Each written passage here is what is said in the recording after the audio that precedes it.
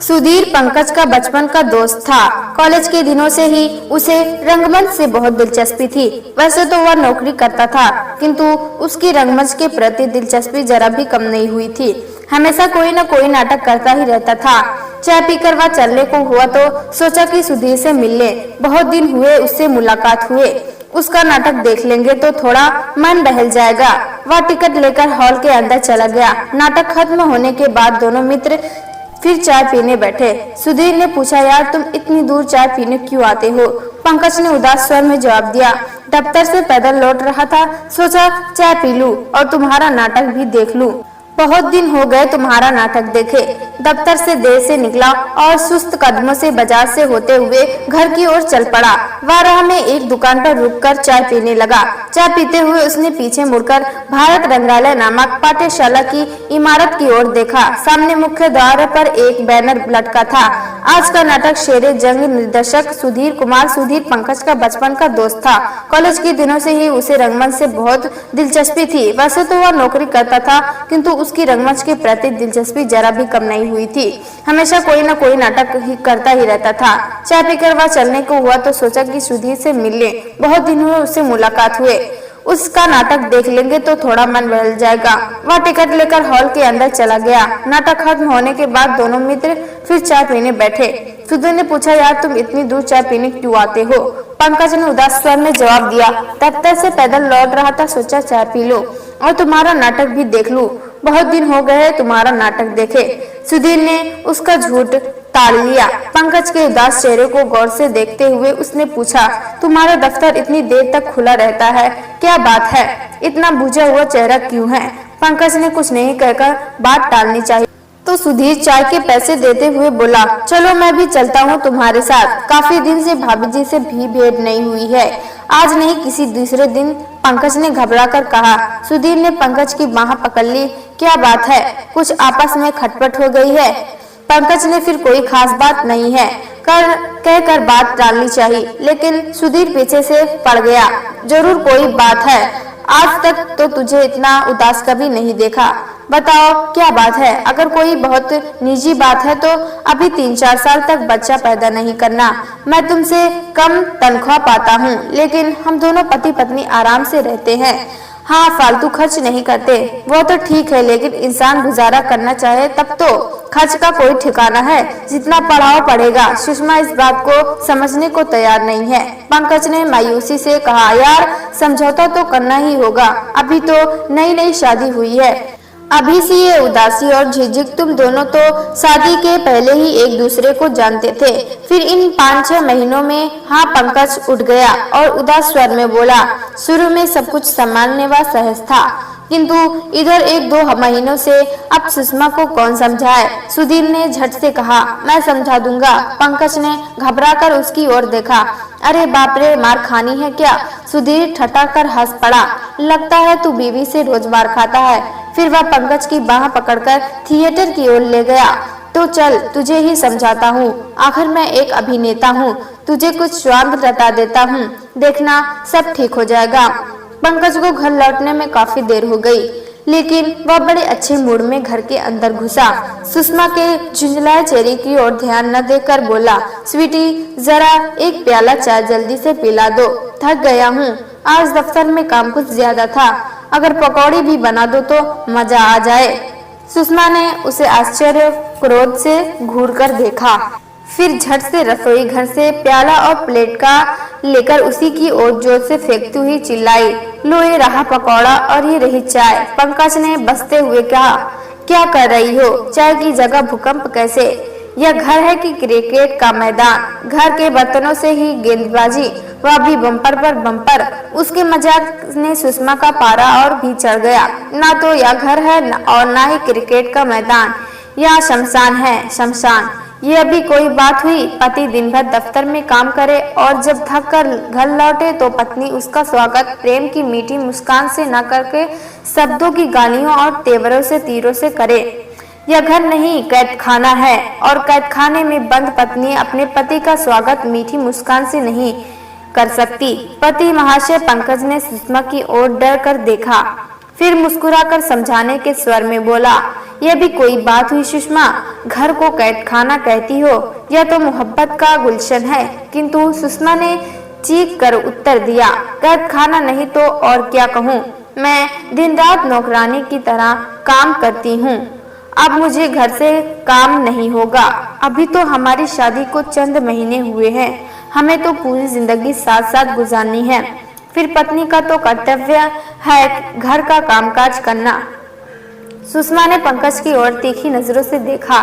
सुनो जी, घर चलाना है तो नौकर रख लो या होटल में खाने का इंतजाम कर लो, नहीं तो इस हालत में तुम्हें पूरी जिंदगी अकेली ही गुजारनी होगी। अब मैं एक दिन भी तुम्हारे साथ रहने को तैयार नहीं हूँ। मैं चली। सुषमा मुड़ कर जाने लगी तो पंकज उसके पीछे दौड़ा।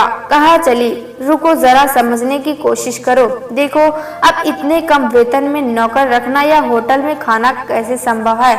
सुषमा रुक गई।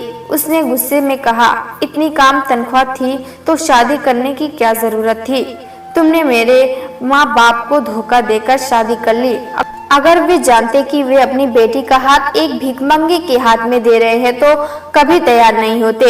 अगर तुम अपनी आमदनी नहीं बढ़ा सकते तो मैं अपने माँ बाप के घर जा रही हूँ, वे अभी जिंदा है।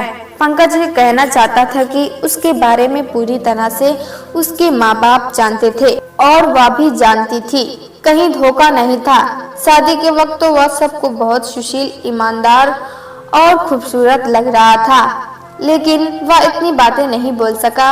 उसके मुंह से गलती से निकल गया। यही तो अफसोस है। सुषमा ने आग बबूला होकर उसकी ओर देखा। क्या कहा, मेरे माता पिता के जीवित रहने का तुम्हें अफसोस है। पंकज ने झट से बात मोड़ी। नहीं, कुछ नहीं, मेरे कहने का मतलब ये है कि अगर गृहस्थी की गाड़ी का पहिया पैसे के पेट्रोल से चलता है तो उसमें प्यार का मोबिल भी तो जरूरी है। क्या रुपए ही सब कुछ है? हाँ, मेरे लिए रुपए ही सब कुछ है, इसलिए मैं चली मायके। तुम अपनी गृहस्थी में प्यार का मोबिल डालते रहो। अब बनावटी बातों से काम नहीं चलने का। मैं चली अपना सामान बांधने।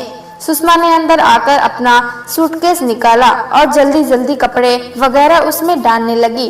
पंकज बगल में खड़ा समझाने की कोशिश कर रहा था, जरा धैर्य से काम लो सुषमा, हम अभी फालतू खर्च करने लगेंगे तो कल हमारी गृहस्थी बढ़ेगी, बाल बच्चे होंगे, लेकिन अभी नहीं, 4-5 साल बाद होंगे ना, तो फिर कैसे काम चलेगा। सुषमा ने उसकी ओर चिढ़कर देखा। बीवी का खर्च तो चला नहीं सकते और बच्चों का सपना देख रहे हो, शर्म नहीं आती। ठीक है, अभी नहीं, कुछ साल बाद ही सही, जब मेरी तनख्वाह बढ़ जाएगी, कुछ रुपए जमा हो जाएंगे, ठीक है ना, अब शांत हो जाओ। किंतु सुषमा अपना सामान निकालती रही। वह क्रोध से बोली, अब तुम्हारी पोल खुल गई है, मैं इसी वक्त जा रही हूँ। आखिर अपने मायके में कब तक रहोगी?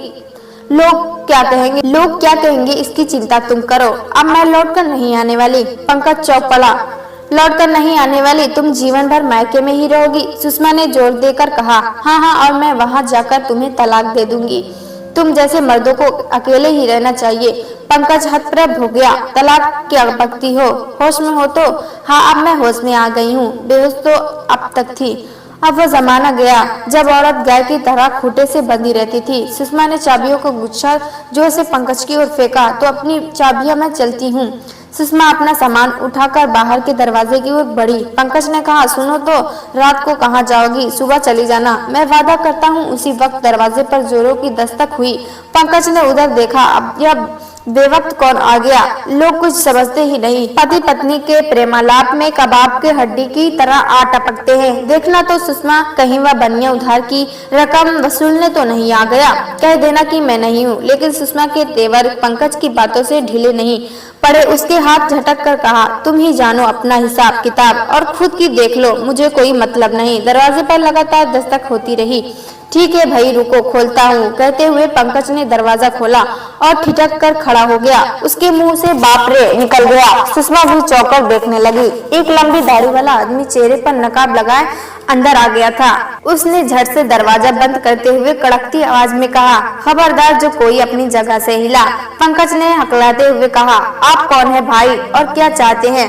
उस आदमी ने कहा, मैं कौन हूँ उससे तुम्हें कोई मतलब नहीं। घर में जो भी गहना रुपया है सामने रख दो। पंकज को ऐसी परिस्थिति में भी हंसी आ गई। क्या मजाक करते हो दाढ़ी वाले महाशय, अगर इस घर में रुपया ही होता तो रोना किस बात का था।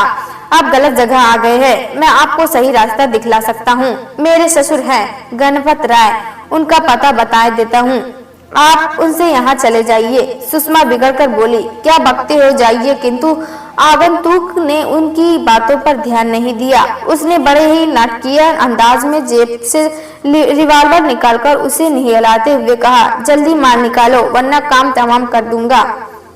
देवी जी जल्दी से सब गहने निकालिए। सुषमा चुपचाप खड़ी उसकी ओर देखती रही तो उसने रिवॉल्वर पंकज की ओर घुमा दिया। मैं 3 तक गिनूंगा, उसके बाद आपके पति पर गोली चला दूंगा। पंकज ने सोचा सुषमा कहेगी कि उसे क्या परवाह, वह तो पति को छोड़कर मायके जा रही है। किंतु जैसे ही आगंतुक ने 12 गिना, सुषमा हाथ उठाकर बेचैन स्वर में बोली, नहीं नहीं रुको, मैं तुरंत आती हूँ। नकाबपोश गर्व से मुस्कुराया और सुषमा जल्दी से सहनकक्ष की ओर भागी। वह तुरंत अपने गहनों का बक्सा लेकर आई और आगंतुक ने हाथों में देते हुए बोली, लीजिए, हम लोगों के पास रुपए तो नहीं है, ये शादी के कुछ गहने हैं, इन्हें ले जाइए और इनकी जान छोड़ दीजिए। नकाबपोश रिवॉल्वर नीचे करके व्यंग्य के मुस्कुराया, कमाल है, एकाएक आपको अपने पति के प्राणों की चिंता सताने लगी। बाहर से आप लोगों की अत्याचारियां सुन रहा था। ऐसे नालायक पति के लिए तो आपको कोई हमदर्दी नहीं होनी चाहिए। जब आपको तलाक ही देना है, अकेले ही रहना है, तो किस बात की चिंता, या जिंदा रहे या मुर्दा। सुषमा क्रोध से बोली, जनाब आपको हमारी आपसी बातों में क्या मतलब, आप जाइए यहाँ से। पंकज खुश हो गया, यह हुई ना बात। ए दाढ़ी वाले महाशय, पति पत्नी की बातों में दखलंदाजी मत कीजिए, जाइए यहाँ से। सुधीर और पंकज ने ठहाका लगाया और सुषमा शर्मा गई। सुधीर हाथ जोड़कर माफी मांगते हुए बोला, भाभी जी हमारी गलती को माफ कीजिए, आप दोनों एक दूसरे से बहुत प्यार करते हैं। उसमें जो थोड़ा व्यवधान हो गया था उसे ही ठीक करने के लिए यह छोटा सा नाटक करना पड़ा। सुषमा ने हंसकर कहा, जाओ, माफ किया। भाभी जी, आमदनी के अनुसार जरूरतों को समेट लिया जाए तो पति पत्नी हमेशा प्यार और आनंद से रह सकते हैं। सुधीर ने समझाने के लहजे में कहा तो सुषमा ने हंसकर सहमति से सिर हिला दिया। दोस्तों, अगर ये कहानी हमारी पसंद आए तो लाइक करें, सब्सक्राइब करें।